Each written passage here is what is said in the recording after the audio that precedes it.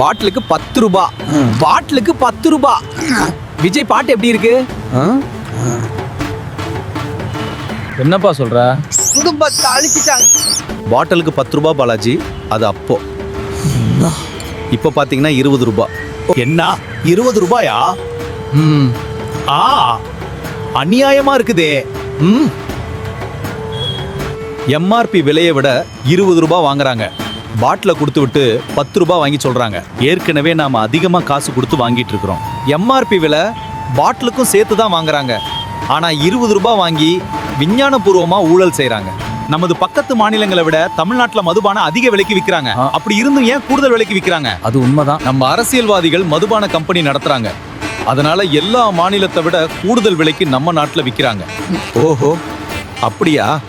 இதுதான் காரணமா அப்பாவி நடுத்தர ஏழை மக்கள் குடும்பம் நாசமா போகுது. இத பற்றி யார் கவலைப்படுறாங்க? மக்கள் தான் திருந்தணும்.